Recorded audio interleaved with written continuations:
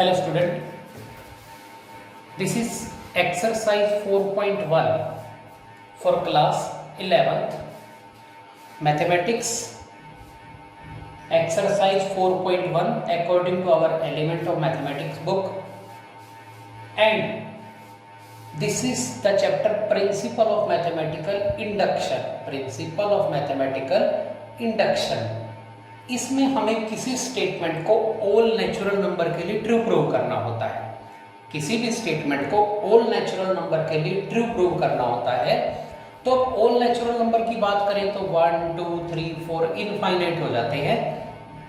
तो यहाँ एक मेथड दिया गया हमें कि सबसे पहले 1 के लिए प्रूव कीजिए, n = 1 के लिए प्रूव कीजिए, k के लिए मान लीजिए और k + 1 के लिए प्रूव कर दीजिए। दोबारा सुनिए, 1 के लिए प्रूव कीजिए, n की जगह 1 पुट करो, k के लिए मान लीजिए और k + 1 के लिए प्रूव कर दो, तो हर नेचुरल नंबर के लिए ट्रू प्रूव हो जाता है। तो एक्सरसाइज 4.1 का फर्स्ट क्वेश्चन कर रहे हैं हम। एक्सरसाइज 4.1 का फर्स्ट क्वेश्चन है, एक स्टेटमेंट है 3 to the power 2n - 1 is a multiple of 7.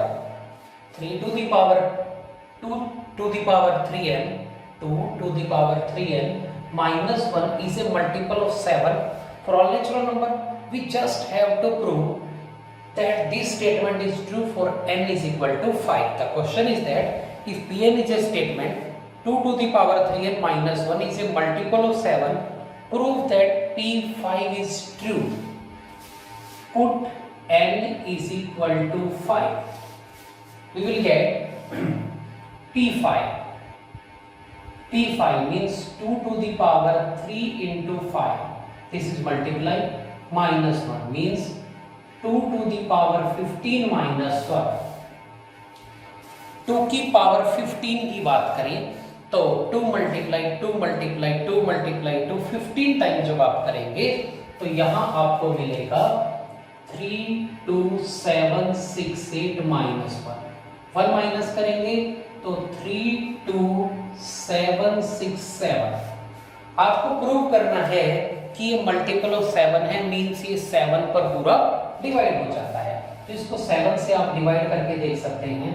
3 2 7 6 7 को हम 7 से अगर डिवाइड करते हैं तो सबसे पहले 7 4 जा 28 और 4 बचता है, उसके बाद 7 6 जा 42, उसके बाद हमारे पास यहाँ 5 है, 5 के बाद 6 मीन्स 7 8 जा 56, फिर 7 7 1 जा 7 मीन्स हम इसे लिख सकते हैं 7 × 4 6 8 1।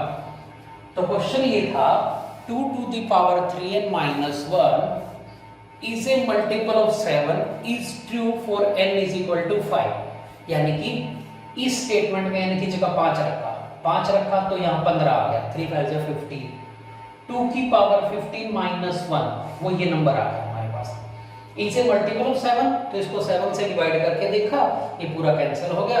तो 7 को बनाने का मतलब हम लिख सकते हैं which is multiple of 7, which is multiple of 7। ये क्वेश्चन फर्स्ट था हमारा। Second part of first question, पहले क्वेश्चन का सेकंड पार्ट एक्सरसाइज 4.1 में एक स्टेटमेंट है जिसको नाम दिया गया Pn। Pn is a statement n n + 1 n + 2 इन तीनों की मल्टीप्लाई की गई है। इन तीनों की multiply is divisible by 12। n × n + 1 × n + 2 is divisible by 12। Prove करो इन तीनों नंबर की मल्टीप्लाई 12 पे डिवाइड हो जाएगी या मल्टीपल ऑफ 12 है for all natural number. No, for n = 3, I think n = 3। 4 के लिए आपको ट्रू साबित करना है एंड 5 के लिए ट्रू नहीं है। फर्स्ट ऑफ ऑल यहाँ आपको n की वैल्यू 3 4 और 5 पुट करनी है। सबसे पहले अगर हम पुट करते हैं n = 3, पुट n = 3, सो P3 n की जगह 3 रखेंगे आप, यहाँ 3 आ जाएगा, यहाँ 3 + 1 आ जाएगा एंड यहाँ 3 + 2। इसको रीराइट करें तो P3 आपका आ रहा है स्टेटमेंट 3 4 and 5। आपको बताना है क्या ये 12 पे डिवाइड होता है? यस, बिकॉज 3 4 12, यहाँ 12 आ रहा है तो आप डायरेक्ट भी लिख सकते हैं दिस इज डिविजिबल बाय 12, या मल्टीप्लाई करेंगे 3 4 जो 12, 12 5 60, तो डिविजिबल बाय 12 डायरेक्ट लिख देंगे आप which is divisible by 12। क्यों?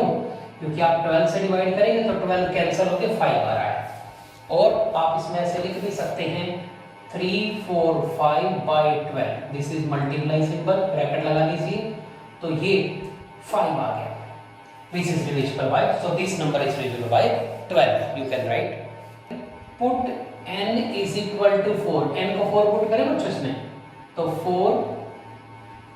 4 प्लस 1 4 प्लस 2, ये हमारा बन रहा है 4 5 और 6।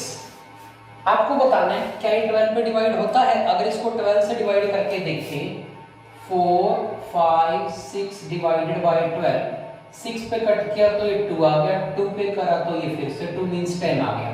इसको भी आप लिख सकते हैं which is divisible by 12। अगर 12 कॉमन दे दें, जैसे 6 ये और 2 ये कॉमन दे रहा है तो 2 कॉमन दे के 10, तो बिल्कुल डिविजिबल बाय 12 है। इसी क्वेश्चन में आपको ये प्रूव करना है कि 3 के लिए ट्रू आया है, 4 के लिए ट्रू आया है, बट 5 के लिए ट्रू नहीं आएगा, यानी कि जब मैं n को 5 पुट करूंगा तो ये 12 पे डिविजिबल नहीं आएगा। तो यहां हम पुट करके देखते हैं, इसी में n की जगह 5 पे बनेगा P5, P5 is P5 5 plus 1 and 5 plus 2, तो ये बन जाता है 5 6 7। स्टूडेंट्स यू कैन सी यहाँ 12 कॉमन नहीं आ रहा, 6 तो है बट 2 तो नहीं आ रहा। This is not divisible by 12, which is not divisible by 12, so we can say P3 true है, P4 true है, but P5 is not true, so P5 is not true। This was the question। Third part of first question is sum of square of natural number, means 1 square plus 2 square plus 3 square up to n square, 1 से लेके n तक के natural number के square का सम n plus 1 to n plus 1 by 6। Students ये real में भी एक फॉर्मूला है कि 1 से लेके n तक के स्क्वायर का सम ये होता है। हमें यहाँ पर इस क्वेश्चन को सिर्फ n is equal to 2 और 5 के लिए प्रूव करना है, अदरवाइज ये ऑल नेचुरल नंबर के लिए ही ट्रू है। तो हमें हमारे क्वेश्चन के अकॉर्डिंग जो स्टेटमेंट गिवन है, just we have to prove P2 and P5। तो पुट करेंगे जब n की जगह 2, अगर हम n की जगह 2 रखते हैं, जैसे 1 2 3 से n तक, यहाँ 1 से n तक की टर्म है, बट हमें तो केवल n को 2 पुट करना है। 1 से लेके n तक की टर्म है, बट हमें केवल n को 2 पुट करना है, तो केवल 2 टर्म्स आएंगे यहाँ पर। फर्स्ट 2 टर्म, जब n को 2 रखेंगे तो लेफ्ट हैंड साइड होगी 1 square plus 2 square, means 1 plus 4 यानी कि 5। अगर हम राइट हैंड साइड में n को 2 रखते हैं तो वो भी इसे माना चाहिए। n को 2 रखें 2 प्लस 1 3, 2 2 जा 4 प्लस 1 5 बाय 6। आप देख सकते हैं 6 से 6 कैंसिल होके 5 आ गया, तो left hand side is equal to right hand side, so we can say P2 is true। ये स्टेटमेंट n equal to 2 के लिए ट्रू प्रूव हो जाती है। अब हमें 5 के लिए भी प्रूव करना है। सिमिलरली हम पुट करेंगे n की जगह 5, n5 का मतलब 5 टर्म हमें लिखनी पड़ेगी, means 1 square 2 square 3 square 4 square 5 square. Right hand side में हम n को 5 रखेंगे, तो 5 प्लस 1 6, 5 2 जा 10 प्लस 1 11 बाय 6 कैंसिल होके 55 आ गया। यहां पर चेक करते हैं कितना आ रहा है 1, 2 स्क्वायर 4, 3 9 4 16 और ये 25। 16 plus 9 25, 25 plus 25 50, 50 plus 5 55। We can see left hand side 55, right hand side 55 means LHS equal to RHS. So n बराबर 2 के लिए रखा, दोनों इक्वल आ गए, n बराबर 5 के लिए रखा, दोनों इक्वल आ गए, तो we can say P5 is true. P5 is true. This was the question. Next question, fifth part, last part of this question is, if a statement Pn is such that 2 to the power n is greater than 3n, 2 to the power n is greater than 3n, I think हमें इसमें n 1 2 3 के लिए prove नहीं करना. Pk is true given Pk is true means यह statement n बराबर k के लिए ट्रू है, जहां k भी कोई नेचुरल नंबर है, और k प्लस 1 के लिए हमें इसे ट्रू प्रूव करके दिखाना है. Given Pk is true, so no doubt 2 power k greater than 3k. 2 to the power k is greater than 3k. बच्चों 2 की पावर k बड़ा है 3k से, k प्लस 1 के लिए ट्रू प्रूव करना है. अगर 2 की पावर k 3k से बड़ा है तो 2 की k को माना जा सकता है 3k प्लस m. m कोई भी पॉजिटिव नंबर है, m is any positive number, m is any positive number. दोबारा सुनिए, जैसे 5 बड़ा है 4 से तो 5 को 4 प्लस 1 लिख सकते हैं. 10 बड़ा है 7 से तो 10 को 7 प्लस 3 लिख सकते हैं. तो 2 की k बड़ा है 3k से तो 2 की k को 3k plus some positive number लिख सकते हैं. मेन क्वेश्चन अब स्टार्ट होगा जब पुट करेंगे n की जगह k plus 1. Put n is equal to k plus 1, left hand side and right hand side.